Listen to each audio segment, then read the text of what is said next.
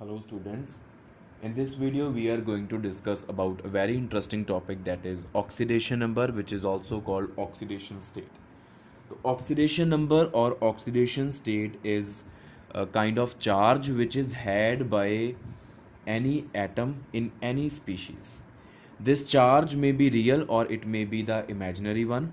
If we talk about the exact definition of oxidation number, then exact definition of oxidation number is the charge which an atom appears to have when all other atoms are removed from it as ions.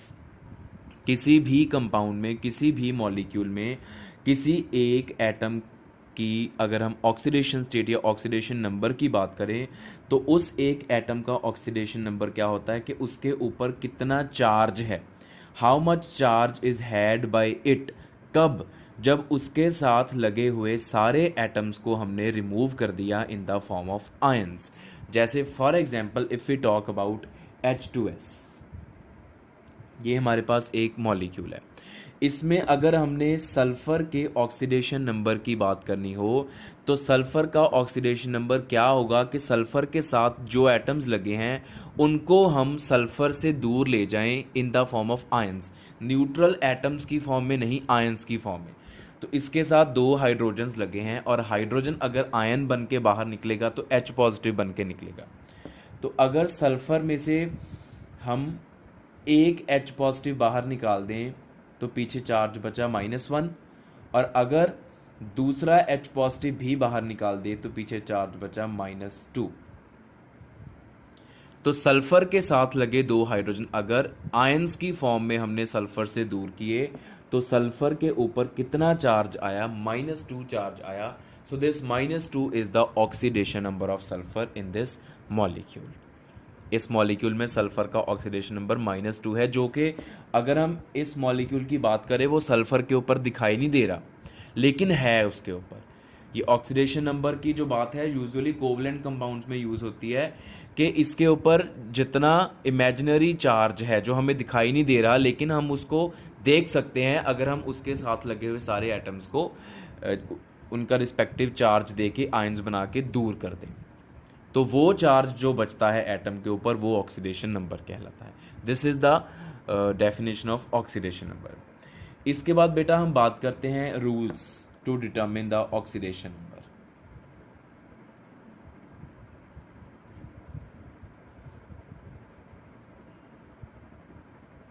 Then how can we calculate the oxidation number. उसके लिए हमारे पास एक set of rules है, वो हम discuss करेंगे। The first rule is, मैं rule लिखूंगा नहीं, सिर्फ बताऊंगा और एग्जांपल दे दे के आपको समझा दूंगा। पहला रूल ये है कि किसी भी एलिमेंट का, element in its free state और we can say elementary state और we can say most stable state or even we can say in its allotropic state, allotropic form, possesses zero oxidation number। कोई भी element जो अपनी most stable state में हो, जिसको हम उसकी एलिमेंट्री स्टेट बोलते हैं, उसमें उसका जो ऑक्सीडेशन नंबर है वो हमेशा ज़ीरो रहता है। जैसे for example if we talk about oxygen, तो ऑक्सीजन की एलिमेंट्री स्टेट क्या है? O2। तो इसमें both the oxygen atoms will have zero oxidation number. ऐसे मान लो हमारे पास है sulphur, sulphur exists as S8 crown molecule, इसमें हर सल्फर एटम की ऑक्सीडेशन स्टेट ज़ीरो होगी। ये होती है इनकी एलिमेंट्री स्टेट, जिसको हम बोलते हैं most stable state of existence of any element. या आप अगर सिंपल याद रखना हो, होमो एटॉमिक मॉलिक्यूल देख लो आप। In homo atomic molecule all the atoms have zero oxidation state. Simply homo atomic molecule हो बस वो, जिसमें सारे एटम्स सेम लगे होते हैं।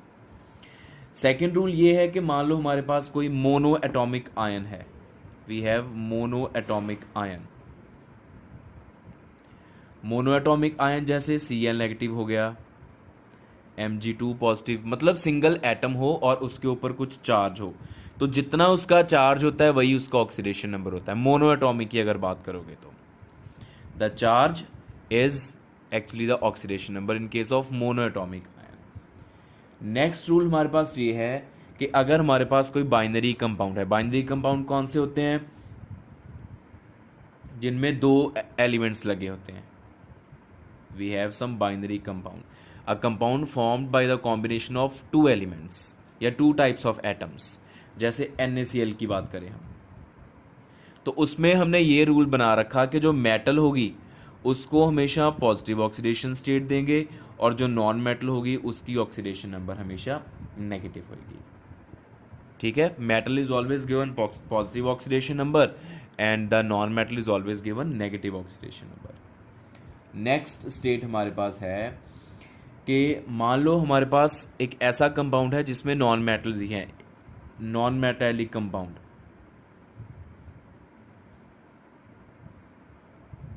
We have non metallic compound, binary हो, टर्नरी हो, जैसा मर्जी हो, उसमें क्या है जो मोर इलेक्ट्रोनेगेटिव होगा। जैसे मैं बात करूं, अगर हमारे पास है HCl, इसमें हाइड्रोजन भी नॉन मेटल है, Cl भी नॉन मेटल है, तो दोनों में से Cl इज मोर इलेक्ट्रोनेगेटिव। जो मोर इलेक्ट्रोनेगेटिव होगा उसको हम नेगेटिव ऑक्सीडेशन नंबर देंगे और जो लेस इलेक्ट्रोनेगेटिव होगा कॉरेस्पॉन्डिंगली उसको पॉजिटिव ऑक्सीडेशन नंबर देंगे। ये हमने रूल बना रखा है। ठीक है, जैसे फॉर एग्जांपल हमारे पास यही है ClF3 एक कंपाउंड है, बाइनरी कंपाउंड है, इसमें फ्लोरीन इज मोर इलेक्ट्रोनेगेटिव, तो fluorine will be given negative oxidation number and chlorine will be correspondingly given positive oxidation number, जितना भी उसका कैलकुलेट करके आएगा। ठीक है, अदरवाइज देखो इसमें क्लोरीन के पास नेगेटिव था, इसमें क्लोरीन के पास पॉजिटिव आ गया, क्योंकि ये नॉन मेटेलिक कंपाउंड है और इसमें ज़्यादा इलेक्ट्रोनेगेटिव एलिमेंट को, ज़्यादा इलेक्ट्रोनेगेटिव एटम को हम नेगेटिव ऑक्सीडेशन नंबर प्रोवाइड करते हैं। नेक्स्ट रूल हमारे पास बेटा है कि जो हाइड्रोजन होता है it is always given +1 oxidation number.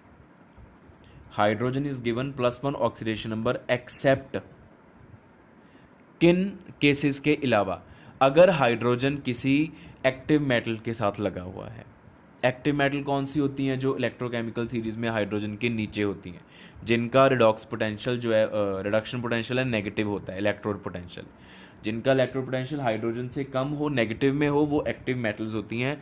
अगर हाइड्रोजन किसी एक्टिव मेटल के साथ लगा हुआ है तो हाइड्रोजन को -1 ऑक्सीडेशन स्टेट देंगे। If hydrogen is attach to some active metal, for example lithium hydride हो गया, सोडियम हाइड्राइड हो गया, मैग्नीशियम हाइड्राइड एट्सेट्रा, ये lithium, sodium, magnesium, these are active metals. इन केसेस में क्योंकि ये लिथियम मेटल है, तो हमने पहले ही बोला कि मेटल को वैसे भी ये यहीं पे आ जाओ आप, बाइनरी कंपाउंड हो गया ना, ये एक मेटल को हमेशा पॉजिटिव देना, तो हाइड्रोजन नॉन मेटल हो गया, उसके कॉरेस्पॉन्डिंगली उसको -1 दे देंगे हम। ऐसे भी आप इसको याद रख सकते हो। ठीक है, पर मेटल्स दो तरह की होती हैं, एक्टिव मेटल्स और इनएक्टिव मेटल्स। हम एक्टिव मेटल्स की बात करते हैं। इसके बाद हमारे पास बेटा रूल है कि जो ऑक्सीजन है, oxygen is always given -2 oxidation state. Oxygen को हमेशा -2 ऑक्सीडेशन स्टेट प्रोवाइड करेंगे, एक्सेप्ट कि ऑक्सीजन का परऑक्साइड है हमारे पास, एक्सेप्ट फॉर परऑक्साइड। परऑक्साइड की पहचान कैसे होती है? Single bond O, single bond O, single bond, this is the peroxide fragment, इसको हम परऑक्साइड आयन बोलते हैं। इसमें क्या होता है, दोनों ऑक्सीजन एटम्स के पास -1 ऑक्सीडेशन स्टेट होती है। वैसे ऑक्सीजन एटम की -2 ऑक्सीडेशन नंबर होती है, लेकिन इन case of peroxide the oxygen is given -1 oxidation number, ये आप याद रखोगे। नेक्स्ट रूल है हमारे पास हैलोजेंस की बात करते हैं हम। Halogens are always given -1 oxidation state. Halogens को हमेशा -1 ऑक्सीडेशन नंबर प्रोवाइड करते हैं। हाँ, अगर इंटरहैलोजन कंपाउंड की बात करें, इंटरहैलोजन कंपाउंड जैसे मैंने अभी आपको ClF3 की एग्जांपल दी थी, उसमें फिर आप देखोगे कि कौन सा ज़्यादा इलेक्ट्रोनेगेटिव हैलोजन है, उसको आप -1 दोगे और दूसरे की आप कैलकुलेट करोगे। if you have binary compound of halogen with halogen, then more electronegative halogen is given -1 oxidation number and the another halogen is given positive oxidation number and it is calculated afterwards. उसको हम बाद में calculate करेंगे.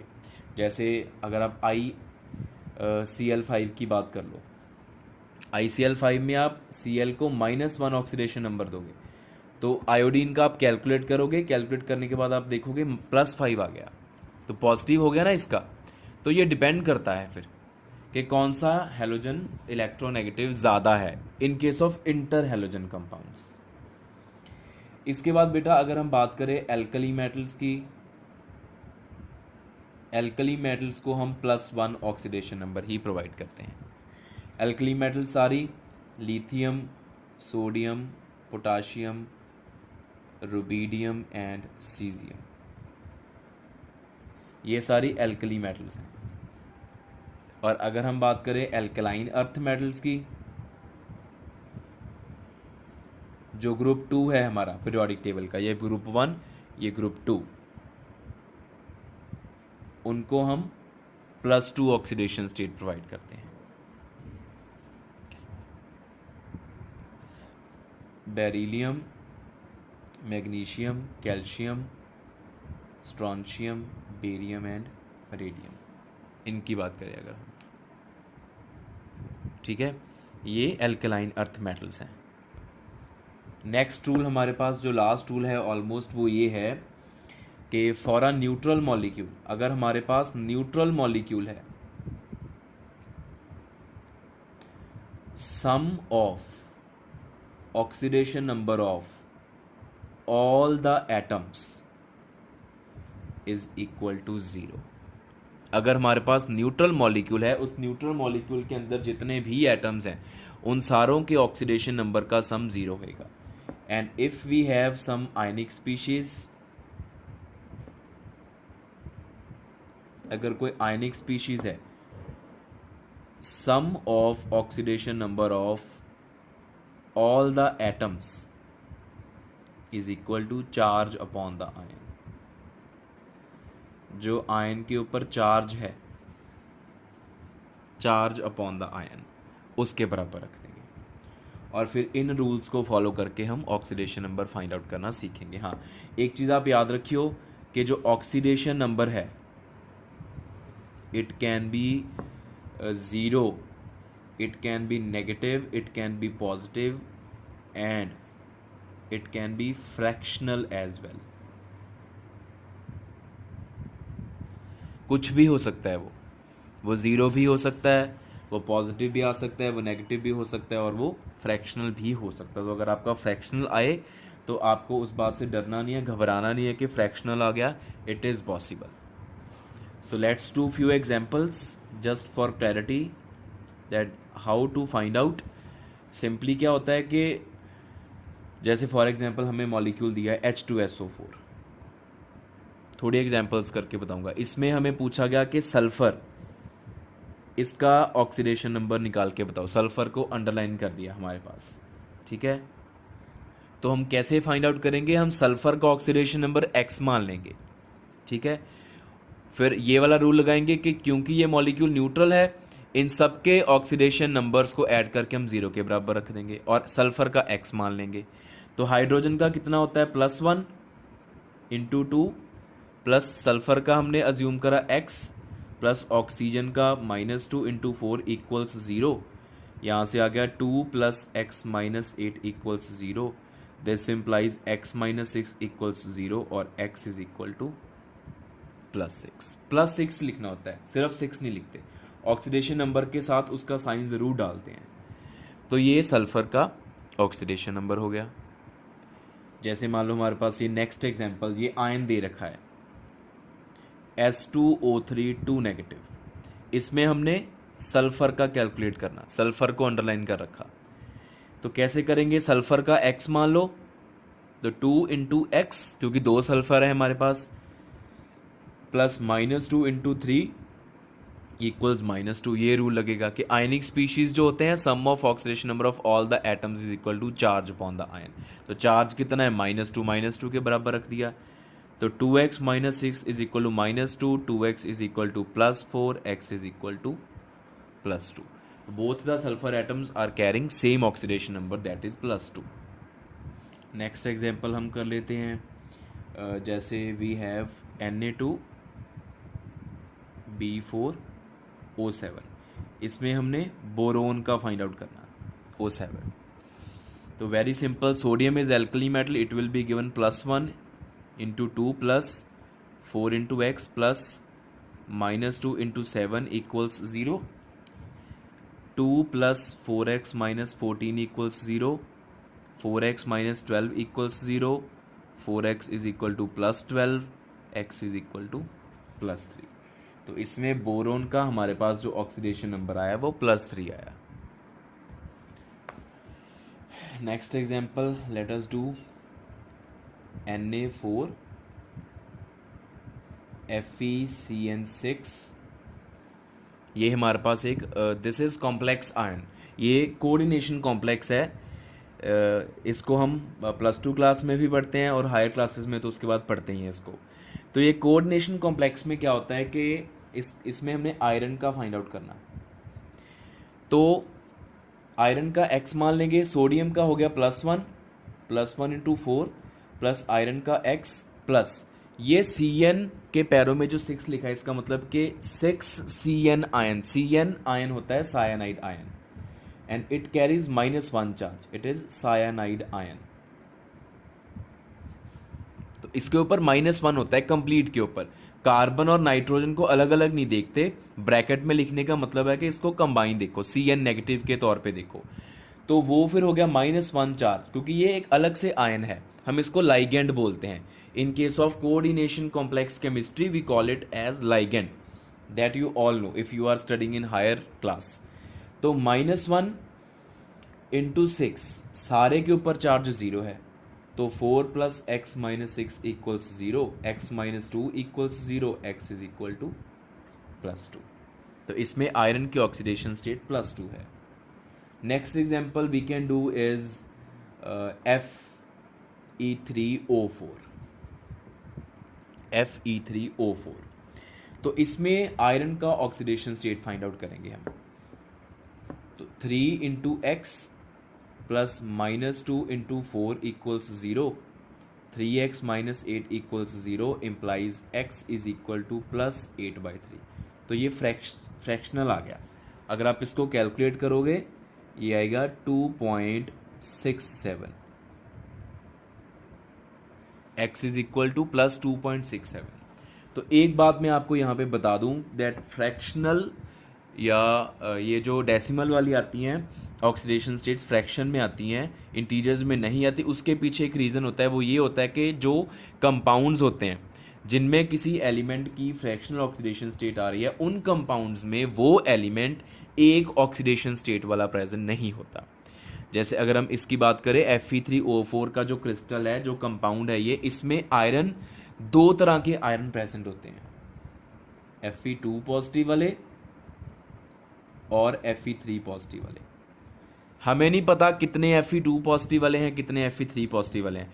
तो हमारे पास जो oxidation state आई वो average आई है.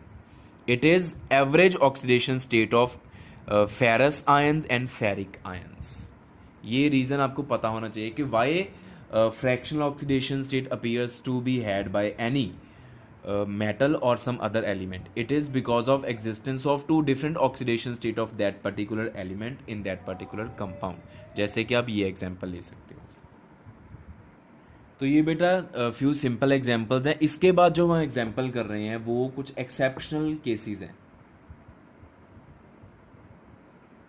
एक्सेप्शनल केसेस तो नहीं है वैसे, ये एक्सेप्शनल केसेस मैं इसलिए बता रहा हूँ, बोल रहा हूँ इनको, ये इनसे डिफरेंट है जो हमने ये एग्जांपल्स करी हैं. जैसे कि सिंपली x मान के आप कर रहे हो ना, अब तक हमने करी हैं.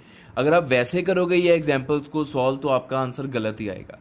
इन केसेस के लिए हमें उनकी स्ट्रक्चर ड्रॉ करनी पड़ती है. उनकी स्ट्रक्चर का पता होना चाहिए कि इसकी स्ट्रक्चर ऐसी है, तब जाके सही ऑक्सीडेशन नंबर फाइंड आउट होता है. जैसे फॉर एग्जाम्पल इसमें फर्स्ट एग्जाम्पल है हमारे पास CrO5.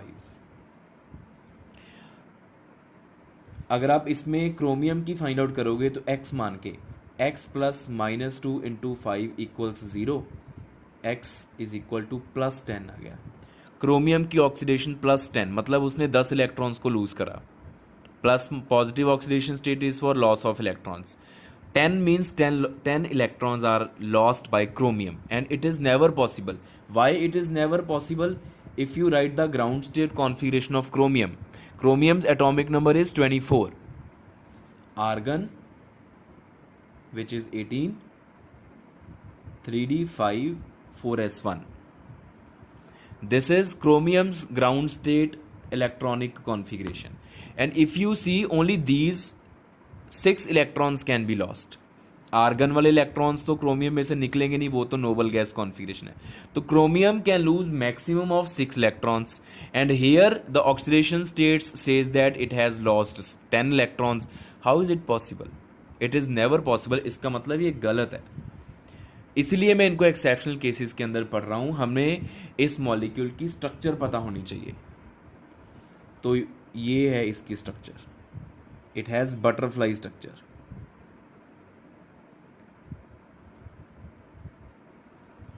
This is the structure, butterfly structure of chromium pentaoxide.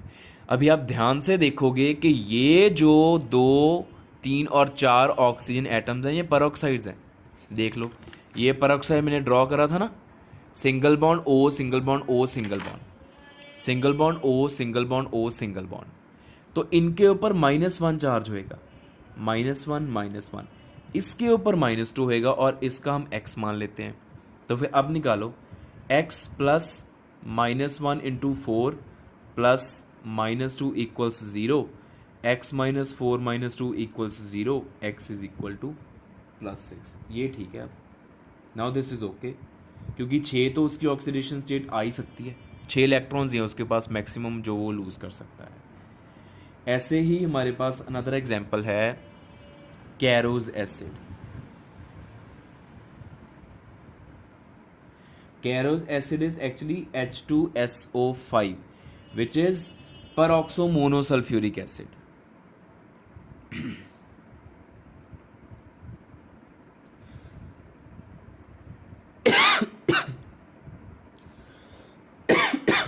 peroxomonosulfuric acid, इसका भी सेम फंडा, इसकी भी सेम स्टोरी है।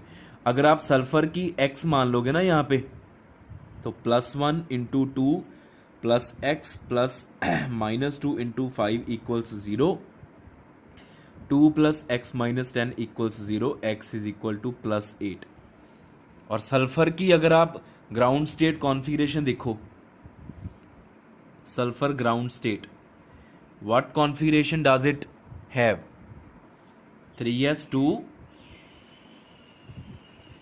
3p4, ऑक्सीजन के नीचे होता है ना ये। तो maximum of 6 electrons can be lost by it. सिर्फ ये 6 इलेक्ट्रॉन्स ही लूज कर सकता है, बिकॉज ये वेलेंस शेल कॉन्फ़िगरेशन है, वेलेंस कॉन्फ़िगरेशन। तो 8 कैसे हो सकते हैं? इसका मतलब ये गलत है, हमें इसकी स्ट्रक्चर ड्रॉ करनी पड़ेगी। And this is the structure of कैरोज acid.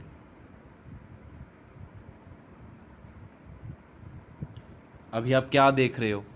ये परऑक्साइड बॉन्ड आ गया यहाँ पे, दिस इज परऑक्साइड बॉन्ड। तो इसका -2, इसका -2, इसका -2, इसका -1, इसका -1, इसका +1, इसका +1, सल्फर का x ले लो। अब आप कैलकुलेट कर लो, सारों को ऐड करके 0 के बराबर रख लो, x जो है वो आपका +6 आ जाएगा। x will come out to be +6 instead of +8। आप जैसे ये करा था ना मैंने, ऐसे ऐसे आप कर सकते हो, इनको सारे को ऐड करके 0 के बराबर इक्वेट कर दो। इसके बाद जो हमारे पास एक्सेप्शनल एग्जांपल है वो है HNO4 की, विच इज परऑक्सी नाइट्रिक एसिड।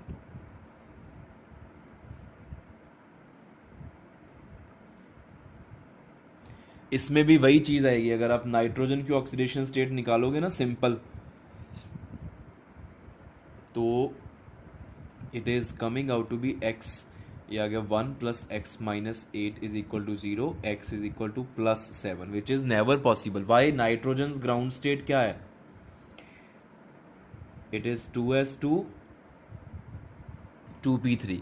तो maximum of 5 maximum of +5 oxidation state can be had by nitrogen, +7 is never possible, so this is wrong. हमें इसकी स्ट्रक्चर ड्रॉ करनी पड़ेगी परऑक्सीनाइट्रिक एसिड की. तो ये स्ट्रक्चर है इसका.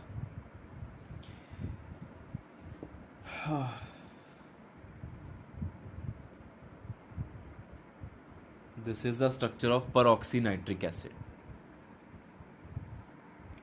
तो इसमें आप देख सकते हो ये परऑक्साइड बॉन्ड है.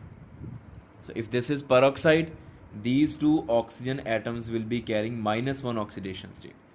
+1, -2, -2 और इसका X ले लिया ऑक्सीडेशन नंबर. और जब हम सारों को ऐड कर देंगे तो X जो है हमारे पास वो आ जाएगा +5, विच इज़ परमिसिबल बिकॉज 5 तो इसका हो ही सकता है.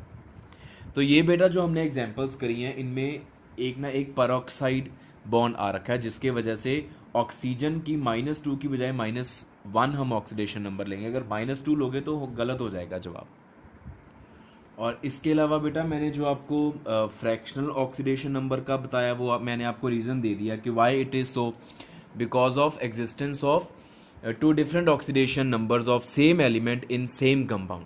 उसके वजह से फिर एवरेज होके फ्रैक्शनल हमारे पास ऑक्सीडेशन स्टेट आ जाती है. हाँ मैं आपको इसकी एक आध एग्जांपल और बता सकता हूँ. जैसे फॉर एग्जांपल हमारे पास ब्लीचिंग पाउडर है.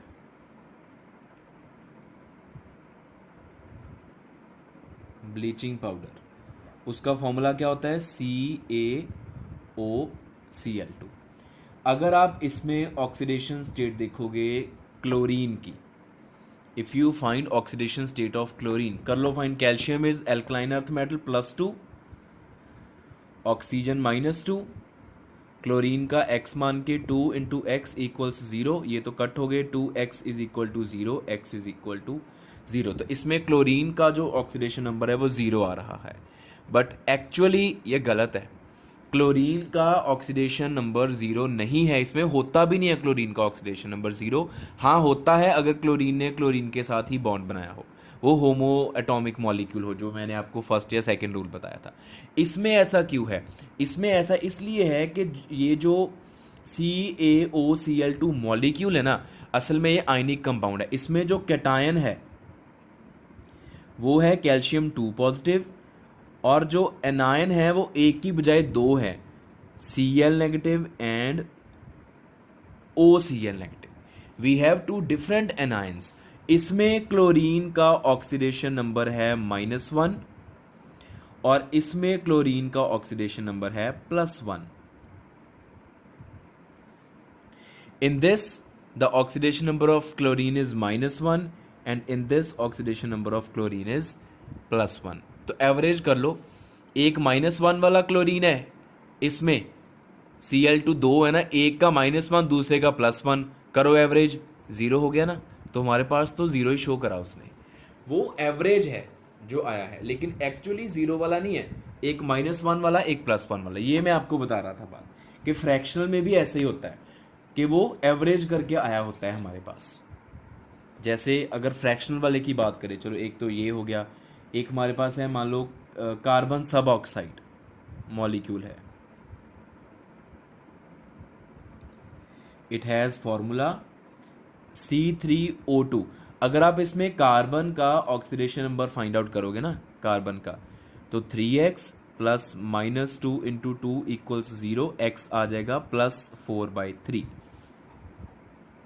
x is +4/3. But actually carbon का ये फ्रैक्शन देखो, फ्रैक्शनल ऑक्सीडेशन नंबर वैसे भी एग्जिस्ट क्यों नहीं करते? प्लस मतलब लॉस ऑफ इलेक्ट्रॉन. तो कार्बन का इस हिसाब से कार्बन ने 4/3 इलेक्ट्रॉन्स लूज किए. Is it ever possible? Electron तो 1 होगा, 2 होगा, 3 होगा, या कोई भी नहीं लूज करा, या इलेक्ट्रॉन 1 गेन करा, 2 गेन करा. ये क्या मतलब हुआ कि 2.5 इलेक्ट्रॉन्स गेन कर लिए, या 2.5 इलेक्ट्रॉन 3.5 इलेक्ट्रॉन्स लूज कर दिए. Is it ever possible? तो इसलिए फ्रैक्शनल ऑक्सीडेशन स्टेट आती ज़रूर है, लेकिन वो असल नहीं होती. वो तो एवरेज करके आई होती है हमारे पास. अभी हम अगर इसकी स्ट्रक्चर ड्रॉ करें कार्बन सब ऑक्साइड की, ये स्ट्रक्चर है.